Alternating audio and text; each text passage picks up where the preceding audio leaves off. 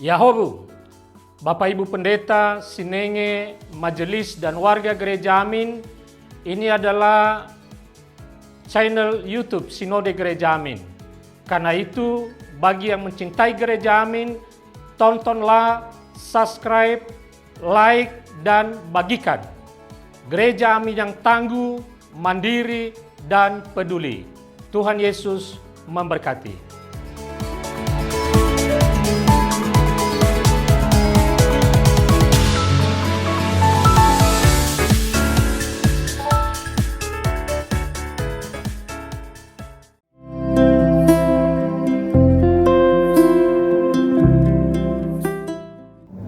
Hai Teens, jumpa kembali dalam acara TFC.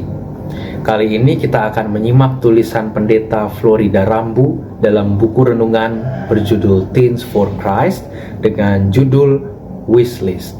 Berdasarkan Injil Matius pasal 20 ayat 29 sampai 34 bersama saya Ruben Timothy.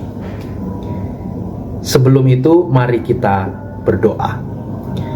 Kami mengucap syukur atas segala rahmat yang Tuhan berikan kepada kami hingga hari ini. Dan sesaat lagi kami akan membaca dan merenungkan sabda-Mu. Berkatilah kami dengan Roh Kudus, supaya kami dimampukan untuk memahami apa yang hendak Tuhan sampaikan kepada kami. Di dalam nama Tuhan Yesus Kristus kami memohon. Amin. Yang akan menjadi pusat permenungan kita adalah Matius 20 ayat 32. Saya akan membacakannya bagi kita. Lalu Yesus berhenti dan memanggil mereka. Ia berkata, "Apa yang kamu kehendaki kuperbuat bagimu?" Kita tentu tidak asing lagi dengan kata wishlist. Wishlist adalah daftar keinginan atau kebutuhan yang kita upayakan sepanjang hidup kita. Apa yang menjadi wishlistmu? Sudah adakah yang terpenuhi atau semuanya belum? Nah, teens, ada dua orang buta yang duduk di pinggir jalan. Ketika mendengar Tuhan Yesus lewat di dekat mereka, mereka berteriak dan meminta belas kasihannya. Pada awalnya suara mereka dianggap berisik, bahkan para murid meminta agar mereka diam. Namun, bagi Tuhan Yesus tidak ada yang terlalu berisik sehingga mengganggu pekerjaan pelayanannya. Yang lebih menakjubkan, Tuhan Yesus berhenti sejenak hanya untuk menoleh dan berbicara dengan mereka. Katanya, "Apa yang kamu kehendaki aku perbuat bagimu?" Sapaan itu bagaikan air sejuk di tengah teriknya matahari. Mereka pun menjawab agar mata mereka dapat melihat. Mereka menyampaikan kepada Tuhan satu wishlist. Bahkan mungkin itu satu-satunya wishlist dalam hidup mereka. Lalu Tuhan Yesus pun menjamah mata mereka dan seketika mereka dapat melihat. Mujizat terjadi ketika ada perjumpaan antara kehendak manusia dan kehendak Tuhan.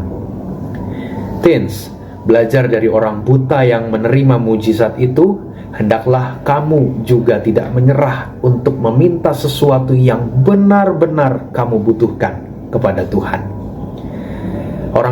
Orang lain bisa saja menganggap doamu mustahil untuk dikabulkan, atau mereka berkata, "Percuma kamu berdoa kepada Tuhan karena Tuhan tidak akan menjawab permintaanmu."